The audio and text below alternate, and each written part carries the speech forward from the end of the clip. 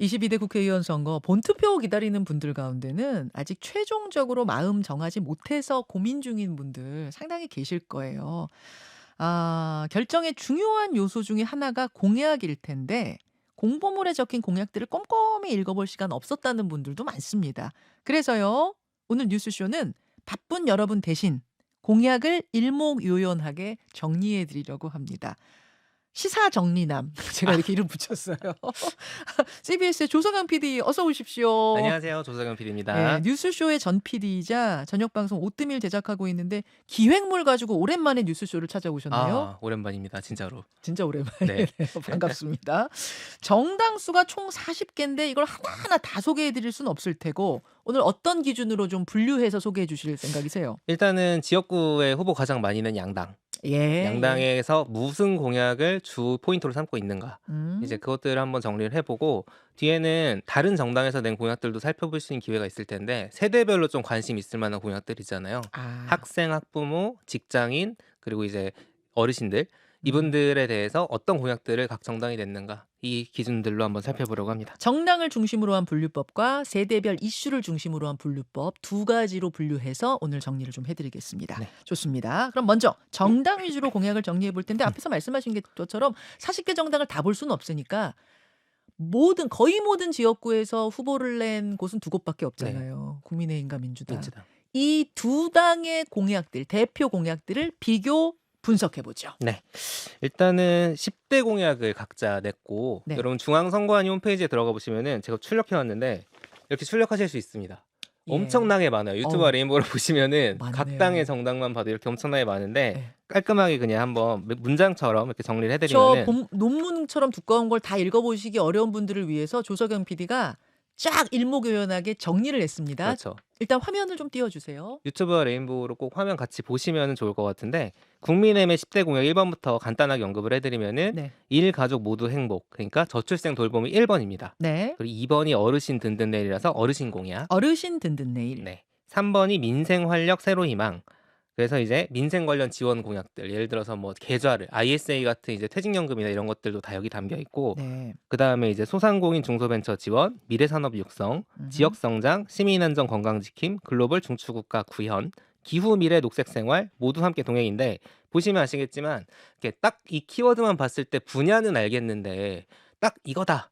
한 방에 이게 좀 특이하다라거나 이러면 좀 우리나라가 많이 바뀌겠다라는 그런 큰 얘기는 사실 구체적으로 담겨 있지는 않아요. 음. 근데 이건 민주당도 마찬가지입니다. 음. 민주당 같은 경우 넘어가 1번 보죠. 공약이 예. 그 민생을 촘촘히 챙기겠습니다인데 이제 국민의힘 같은 경우는 민생이 세 번째였거든요. 네. 근데 민주당 같은 경우에는 지금 앞에서도 많이 나왔지만 예를 들어 음. 대파값이라든가 이번 선거의 프레임 자체를 윤석열 정부의 민생 파탄으로 잡고 있기 때문에 아마도 이걸 1번으로 배치하지 않았을까 알게 되고요. 네. 그다음에 소상공인 자영업자 공약, 건강과 행복한 삶, 안전 등등 쭉 가고 있고 혁신 성장 균형 발전, 기후 위기 대처 이것도 똑같은 공통 공약이죠. 네. 그리고 주목할 만한 게 국민의힘은 1번이 저출생이었는데 예. 민주당은 7번이 저출생입니다. 아하. 그리고 8번에 국민과 함께 민주주의를 회복하겠습니다. 정치개혁, 헌법 개정, 전쟁 위기 막고 평화를 만들겠다.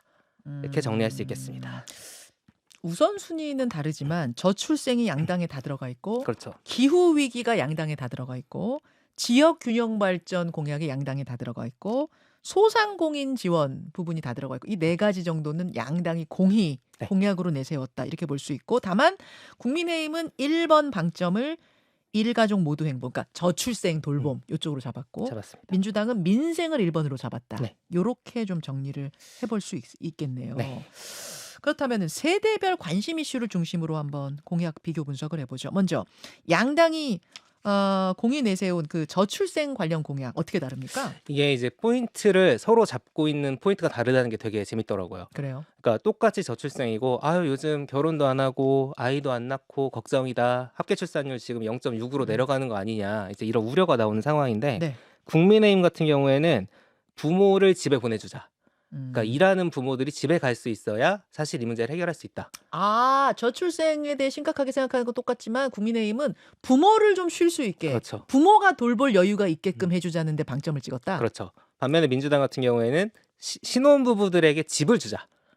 집값이 부담이 되니까 청년들이 결혼을 안 하기 때문에 아하. 집을 먼저 줄 수 있는 공약들을 집을 줄 수 있는 정책을 내세우면 그러면은 조금 더 혼인율이 올라가고 예를 들어 부담 없이 아이를 키울 수 있지 않겠느냐. 이렇게 갈리고 있거든요. 원인을 좀 다르게 본 거라고 그렇죠. 봐야 될까요? 네. 돈 그래서 없고 집 없어서 아이 안 낳는 것이다. 요게 방점 찍은 게 민주당. 민주당이죠. 그래서 음. 구체적으로 좀 말씀을 드리면은 국민의힘 같은 경우에는 이제 엄마 아빠가 육아휴직을 신청할 엄마가 육아휴직을 하면 아빠도 같이 간다거나 예를 들면 그리고 출산휴가 자체를 좀 확대를 해준다거나 그러니까 배우자 출산휴가를 아이맞이 아빠휴가라는 이름으로 바꿔서 아빠가 바로 유급휴가를 쓸 수 있게 해주는 거예요. 바로 의무화네요. 의무화되는 거죠. 아빠 육아. 그렇죠. 그리고 초등학교 3학년까지 연 5일씩 유급 자녀 돌봄 휴가를 한다든가 네. 이런 것들을 강조하면서 이제 부모가 집에 가라. 열심히 가서 아이를 봐라. 직장에서 그거 눈치 안 보게 해야 된다. 이제 이쪽에 방점이 쭉 꽂혀 있고요. 네. 제가 재밌게 본 포인트는 진짜 육아휴직에 진심이다라는 게 자영업자도 고용보험을 통해서 육아휴직 쓸 수 있도록 제도를 마련해 보겠다. 자영업자도. 네, 이런 얘기까지 나왔습니다. 예. 이게 사실 좋은 취지고 실제 부모들 요구 사항이긴 한데 이제 평가를 해보면은 강제성, 실효성은 과연 가능할까? 실효성 문제. 네. 민주당은요? 민주당 같은 경우에는 이제 청년 신혼부부형 반값 아파트 만들겠다. 공공임대주택 같은 걸 늘리겠다. 그리고 재밌는 포인트는 모든 신혼부부에게 10년 만기 1억을 정부 보증으로 대출해주겠다. 아, 결혼하면 무조건 일단 1억을 빌려줘요. 빌려줍니다. 네, 이것도 보면은 뭐 과연 재원이 어디서 나올 것인가 이제 그런 걱정이 들기도 하죠. 역시 실효성 문제. 네. 알겠습니다. 그 저출생 문제를 먼저 봤고 고령층 공약들을 한번 집중적으로 살펴볼까요? 네, 일단은 이번 선거가 60대 이상 유권자가 2030 유권자보다 많은 첫 선거가 됐기 때문에 네. 이제 고령화 사회니까요.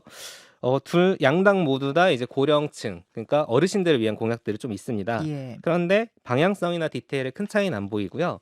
민주당이 예를 들면은 경로당에서 주 5일 점심 제공하겠다라고 하니까 국민의힘은 이틀 더. 그래서 주 7일 점심 제공하겠다. 아, 점심 제공 경쟁이 붙었군요. 네, 붙었습니다. 그리고 양당 모두 이게 좀 큰데 요양병원 간병비를 급여화하겠다. 요양병원의 간병비. 네. 아, 요거를 그러니까 간병비 건강보험으로 보전해주겠다 이거죠. 그렇죠. 이것도 양당 공의. 양당 공이 나왔는데 문제는 뭐냐면은 경로당 주 7일 점심을 하려면 연간 1,500억 정도 예산이 들고요.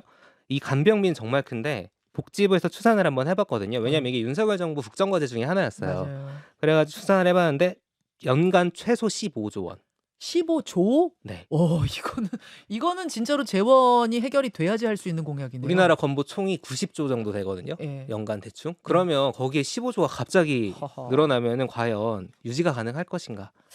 그러니까 공약들은 참 좋은데 다 결국은 실효성에 의문부호를 찍게 되는 좀 네. 그런 게 많아 보여요. 그러면 직장인, 뭐 취업 준비생, 대학생 같은 2030 유권자들이 관심 가질 만한 공약은 뭐가 있습니까? 제가 개인적으로 네. 이렇게 제일 관심 가졌던 건 근로시간.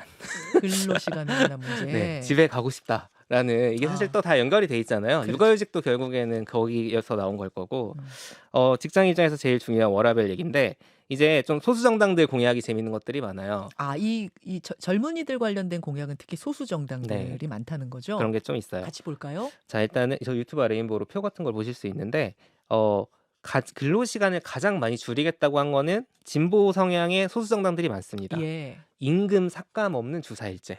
임금 삭감 없는 주 4일제. 네. 어디가 이 공약 냈어요? 녹색정의당, 진보당, 노동당에서 예. 공약집에 이제 이 내용들을 명시를 했습니다. 아하. 그리고 이제 새로운 미래도 조금 비슷해요.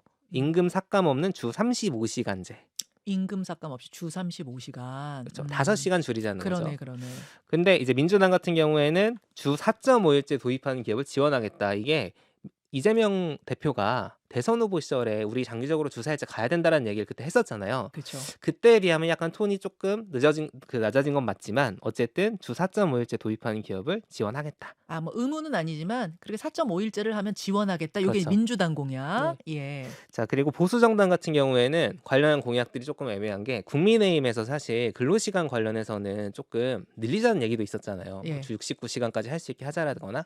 그래서 국민의힘은 관련 공약이 없는 상황이고 아, 개혁신당에서 예. 유연한 근로시간제를 확대하겠다. 이게 무슨 얘기냐면은 선택근로제, 탄력근로제 이렇게 더 일하고 싶을 때 더 일하고 덜 일하고 싶을 때 덜 일하고 이런 것들을 기업들이 좀 자유롭게 선택할 수 있게 해줘야 고용이 늘어난다. 아, 좀 유연하게 하자. 네. 이렇게 개혁신당은 공약을 내놨고 네. 노동시간만큼이나 중요한 게 임금인데 과거에는 최저임금 10,000원 시대 이런 공약들이 굵직굵직하게 맞아요. 나왔었잖아요. 이번엔 어떻습니까? 지난주에 내년도 최저임금 심의가 시작이 됐거든요. 음. 벌써 시작이 됐는데 최대 쟁점이 바로 업종별 지역별로 차등 적용할 거냐 말 거냐입니다. 그렇죠. 그래서 이번에도 관련 공약이 거기서 갈리는 부분이 그러니까 있는 게 최저임금을 일률로 하지 말고 업종에 따라 좀 달리 하자. 이 얘기는 계속 논의가 되고 있었잖아요. 그렇죠. 현실화는 안 네. 됐지만. 그리고 놀랍게도 업종별 차등화는 법에 있습니다. 적용을 안 하고 있는 것뿐이지. 그래요. 근데 지역별 차등화 같은 경우에는 법을 바꿔야 되거든요. 그래서 이제 관련 공약을 낸 정당이 바로 개혁신당입니다. 개혁신당에서는 업종별 지역별 차등 적용을 해야 한다. 이제 이 공약을 내세웠고요. 네. 국민의힘 같은 경우는 공약은 역시 없는데 윤석열 대통령이 후보 당시에 네. 대선 후보 당시에 차등 적용을 언급을 했고 네. 작년에도 자영업자들과의 만남 자리에서 차등 적용 검토해야 된다 언급한 적이 있기 때문에 만약에 이제 이 보수 정당들이 의석이 많이 가져간다면 그쪽이 이제 방향이 될 것이다라고 예상을 할 수 있겠죠. 민주당은 최저임금 공약 없습니까? 별다른 공약은 없습니다. 없는 민주당은 상황이고요. 없고. 녹색정의당 같은 경우는 최저임금 적용 지금 안 받는 업종들도 있는데 네. 적용 받게 좀 확대를 해야 된다고 업종 확대, 얘기를 하고 녹색정의당. 있고요. 그리고 제가 재밌게 본 거는 노동당 공약인데 물가가 많이 오르잖아요, 요즘. 네. 근데 임금 상승률이 예를 들어서 2%인데 물가가 3.5% 올라버리면 사실상 실질 임금은 떨어진 거 아니냐. 그래서 이걸 좀 연동시킬 방법을 찾아야 된다. 노동당은 물가와 임금을 그러니까 그렇죠. 최저임금 말고 그냥 임금 임금을- 자체를 연동시켜 버리자. 그렇죠. 그런 얘기들이 있더라고요. 그래서 그래요. 디테일을 좀 찾아봤는데 아직 디테일하게까지는 얘기가 안 나왔지만 근데 취지는 분명히 뭔지 알겠다. 진보당은 최저임금 15,000원 공약 내놨죠. 그래서 월급 300만 원이 최저임금으로 가야 된다. 이제 예. 그런 공약을 내놨습니다. 알겠습니다. 대학생들을 위한 어떤 공약 같은 건 없어요?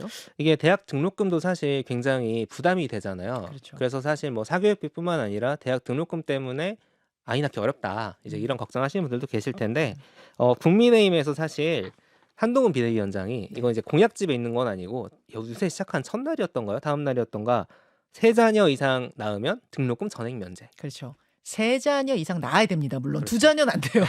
세 자녀 이상 낳으면 그저 자녀들 다. 세 번째 자녀만 말고 첫 번째, 두 번째, 세 번째, 네 번째 다 등록금 면제해주겠다. 이런 그렇죠. 공약 냈죠. 그런 공약이 나와서 그 이제 과연 나을 것인가 이제 또 그 문제와 재원은 어떻게 할 것인가라는 비판이 있긴 했지만 어쨌든 걱정 없이 하겠다라는 예. 공약을 내세운 거고요. 민주당은요? 민주당 같은 경우에는 이것도 이재명 대표가 유세 중에 얘기한 거였는데 네. 국립대 전문대는 무상교육으로 바꾸고 아예 국립대랑 전문대는 네. 그냥 무상교육 체제로 가자. 가버리자. 어. 이런 공약을 냈고 사립대는 어떻게 할 거냐? 반값 등록금 하겠다.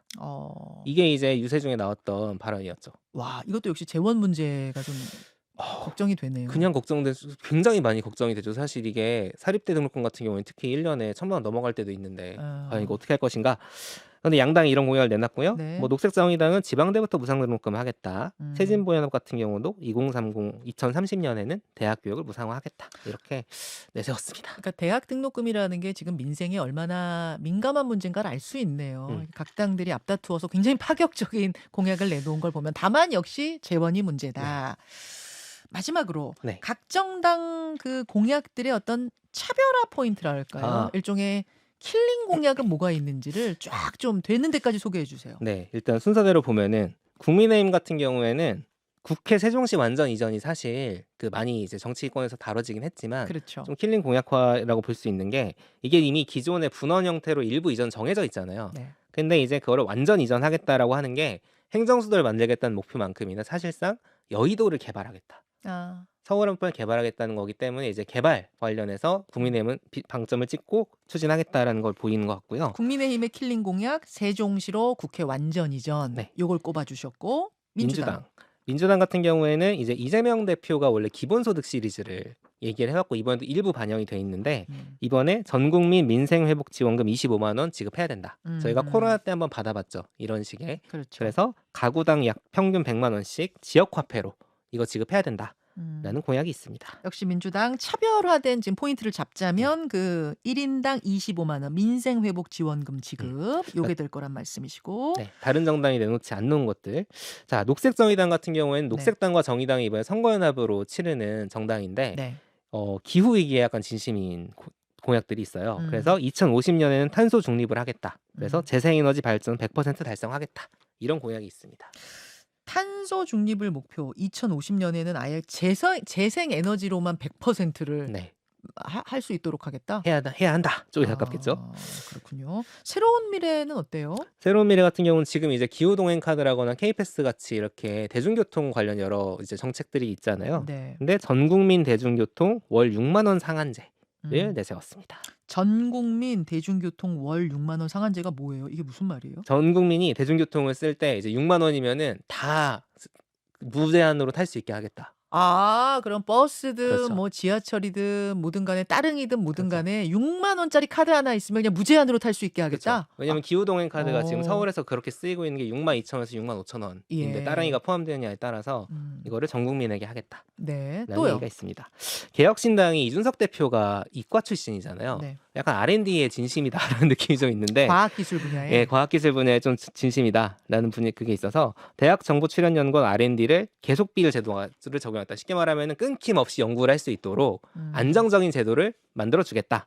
이게 조금 있습니다. 아, R&D를 계속비 제도. 네. 말이 좀 어려운데. 어려운데 이제 끊기지 않고 네. 계속 연구할 수 있게 네. 해주겠다. 아, 요게 좀 특징적인 킬링 공약이란 말씀이시고요. 네. 이것도 있네요.